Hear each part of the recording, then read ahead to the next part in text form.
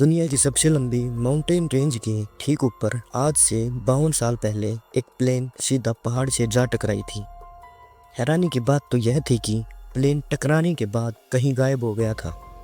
यह 8,900 किलोमीटर लंबी south America की एंडीज माउंटेन रेंज है, जहां 15,000 फीट ऊंचे पहाड़ और आधे से बाहर की ठंड के अलावा कुछ नहीं है। कई दिनों तक जब जहाज का ना मलबा मिला और ना ही कोई डेड बॉडी, तो अथॉरिटीज़ के सामने यह बात क्लियर हो गई कि अब कोई पैसेंजर नहीं बचा होगा और उन्होंने सर्च ऑपरेशन बंद करने का ऐलान कर दिया।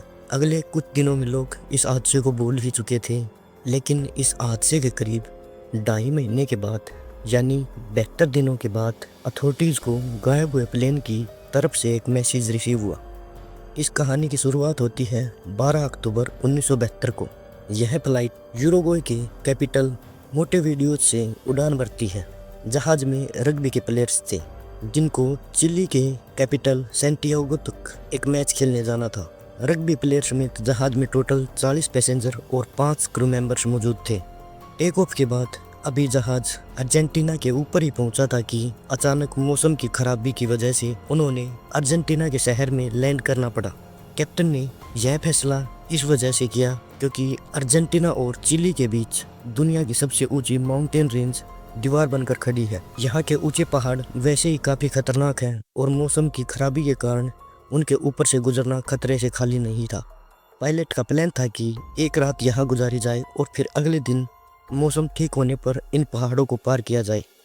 मैप पे देखा जाए तो मेंडोज और सैंटियागो के बीच सिर्फ 180 किलोमीटर का फासला है, लेकिन इस 180 किलोमीटर में एंडीज की 15,000 फीट ऊंची पीक्स हैं, जिसके कारण उन्हें फ्लाइट को साउथ की तरफ ले जाकर हाइट गेन करनी थी ताकि ऊंची पहाड़ियों को पार किया जा सके। इस फ्लाइट के पायलट ने इसी रूट पर 50 के करीब फ्लाइट्स कंप्लीट कर रखी थी। टेक ऑफ करते ही प्लान के मुताबिक जहाज साउथ की तरफ रवाना हुआ। जहाज की हाइट गेन करने के दौरान पायलट ने नोटिस किया कि बादलों की एक मोटी लेयर ने नीचे का सारा हिस्सा छुपा दिया है। अब इस कंडीशन में पायलट ने कंट्रोल टावर से कनेक्शन जोड़ लिया, जो रडार पर देखकर रेडियो के जरिए पायलट को उसकी लोकेशन बताते रहेंगे। जैसे ही फ्लाइट 18,000 फीट की ऊंचाई पर पहुंची तो उन्होंने राइट टर्न ले लिया।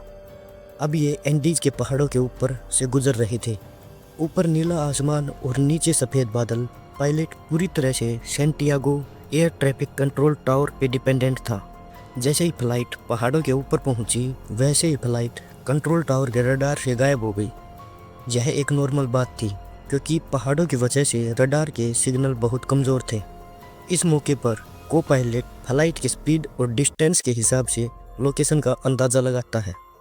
नॉर्मली इस एरिया को क्रॉस करने में जहाज़ को 11 मिनट लगने थे, लेकिन उन्होंने यह फासला सिर्फ 3 मिनटों में कवर कर लिया।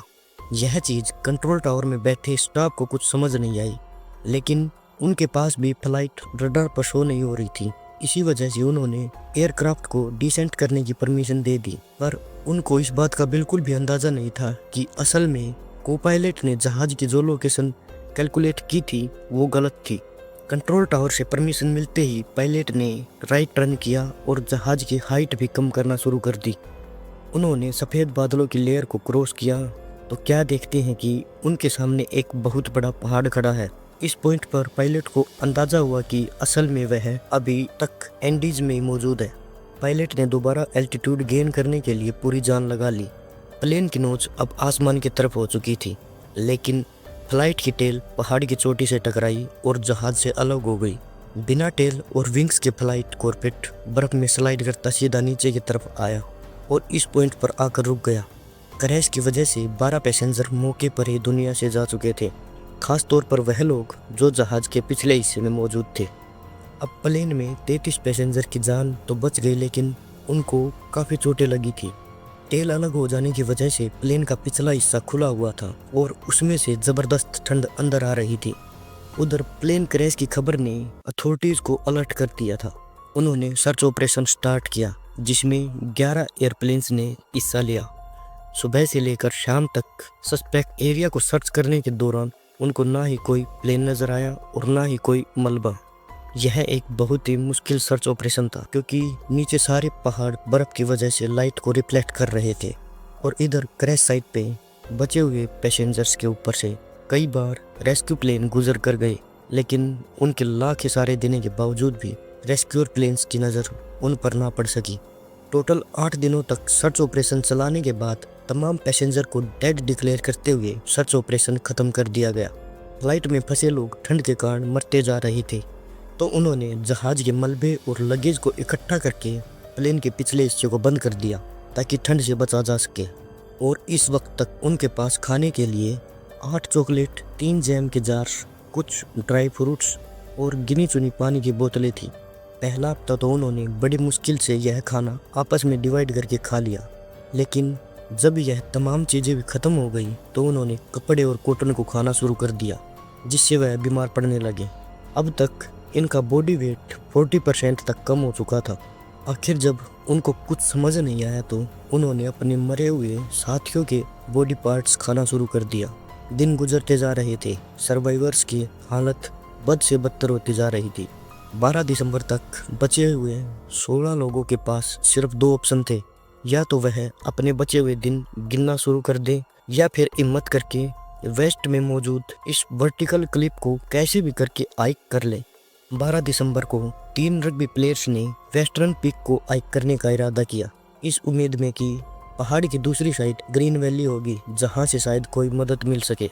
उन्होंने हाथ से बनाए हुए स्लीपिंग बैग्स और जहाज की सीटों से बनाए हुए गर्म कपड़े लपेटे और हाइक पे निकल गए।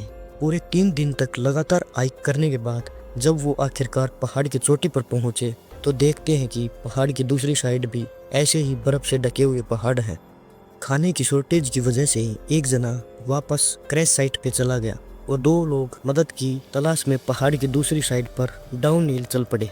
अगले 10 दिन तक ट्रैकिंग करने के बाद और 61 किलोमीटर का सफ़र बुरी हालत में गुजारने के बाद आखिरकार वो एक वैली में पहुंच गए, जहां पर हरियाली थी, जानवर भी थे और नदी भी बह रही थी। सबसे पहले उन्होंने नदी से पानी पिया, तभी उनको नदी के उस पार घोड़े पर एक शख्स दिखाई दिया। नदी के शोर की वजह से वह अपना मैसेज उस शख्स तक नहीं पहुंचा पा रहे थे।